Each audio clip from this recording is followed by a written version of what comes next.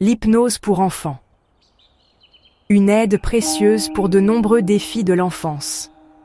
Chers parents, nous avons déjà exploré ce qu'est l'hypnose pour enfants, son fonctionnement doux et rassurant, et même déconstruit les mythes autour de sa sécurité. Maintenant que vous êtes plus familier avec cette approche, une question naturelle se pose. Pour quel type de problème ou de trouble l'hypnose est-elle spécifiquement indiquée chez nos jeunes? La bonne nouvelle est que l'hypnose, grâce à son approche non intrusive et basée sur l'imagination, peut être une aide formidable pour une multitude de situations rencontrées par les enfants et les adolescents. Elle ne remplace pas toujours un suivi médical ou psychologique, mais elle agit souvent comme un complément puissant pour renforcer les capacités de l'enfant à surmonter ses difficultés. Découvrons ensemble les principaux domaines où l'hypnose excelle avec les jeunes. 1. Les troubles émotionnels et l'anxiété. Les enfants, même très jeunes, peuvent être submergés par leurs émotions et développer de l'anxiété. L'hypnose leur offre des outils pour mieux les gérer. Anxiété généralisée aide à apaiser les préoccupations excessives et à retrouver un état de calme. Phobie spécifique. Peur du noir, des araignées, des chiens, des orages, peur de l'école, phobie scolaire, peur des médecins ou des aiguilles. L'hypnose permet de désensibiliser l'enfant progressivement à ces peurs. Crise de colère, difficulté à gérer les émotions. Apprend à l'enfant à identifier ses émotions et à développer des stratégies pour mieux les exprimer et les réguler.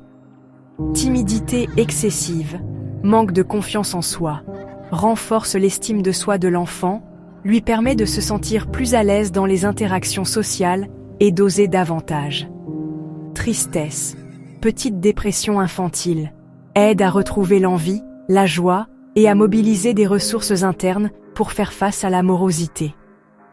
Stress lié aux examens ou performances prépare l'enfant mentalement, réduit l'anxiété de performance et renforce ses capacités de concentration et de mémorisation. 2. Les troubles du sommeil. Le sommeil est essentiel au développement de l'enfant et les perturbations sont fréquentes. L'hypnose peut être très efficace. Difficulté d'endormissement. Aide l'enfant à se détendre et à créer un rituel mental apaisant pour favoriser l'endormissement. Cauchemars et terreurs nocturnes. Permet à l'enfant de transformer symboliquement les images effrayantes et de retrouver un sentiment de sécurité dans son sommeil. Réveil nocturne fréquent aide à prolonger les cycles de sommeil et à retrouver un sommeil plus réparateur. 3. Les problèmes comportementaux et les habitudes indésirables. Certains comportements peuvent être difficiles à modifier et l'hypnose peut offrir un soutien précieux. Énurésie, pipi au lit. Très fréquente et source de gêne, l'hypnose peut aider l'enfant à reprendre le contrôle de son corps et à se réveiller la nuit.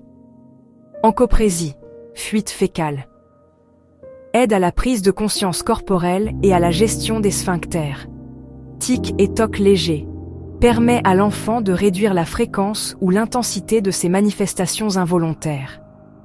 Succion du pouce, rongeage d'ongles.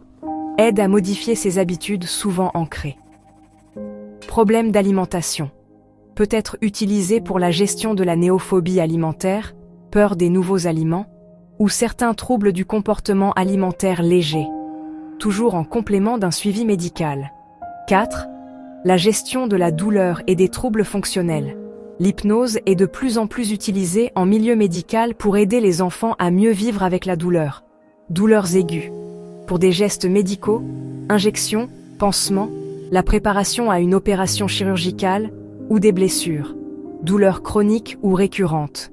Maux de ventre, migraines, douleurs de croissance, douleurs liées à des maladies chroniques, douleurs neuropathiques. L'hypnose aide à modifier la perception de la douleur et à développer des stratégies de confort. Asthme, eczéma. Bien que ce ne soit pas des traitements de la maladie en soi, l'hypnose peut aider à gérer le stress qui peut déclencher ou aggraver les crises. Nausées et vomissements. Notamment dans le cadre de traitements lourds, chimiothérapie par exemple. 5. les troubles de l'attention et de l'apprentissage, en soutien.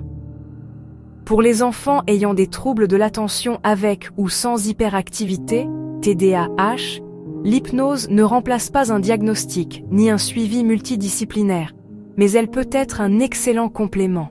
Amélioration de la concentration. Aide l'enfant à focaliser son attention, à mieux se concentrer en classe ou sur ses devoirs. Gestion de l'impulsivité et de l'hyperactivité. Apprend à l'enfant des techniques de relaxation et d'autocontrôle pour apaiser son agitation. Confiance en soi scolaire. Renforce l'estime de soi souvent ébranlée par les difficultés d'apprentissage. Un point essentiel. L'approche holistique.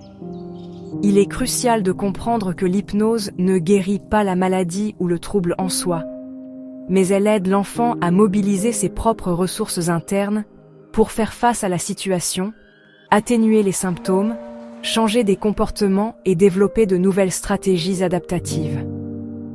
Elle travaille sur la résilience, la gestion du stress et l'autonomie de l'enfant. Comme toujours, pour toute démarche thérapeutique, il est essentiel de consulter un professionnel de la santé ou un hypnothérapeute qualifié et spécialisé dans l'enfance. Il saura évaluer si l'hypnose est la bonne approche pour le problème spécifique de votre enfant et si elle peut être intégrée dans un plan de soins plus large si nécessaire. En offrant à nos enfants cet outil puissant qu'est l'hypnose, nous les aidons à grandir avec plus de sérénité, de confiance et la capacité de naviguer avec succès les défis de la vie.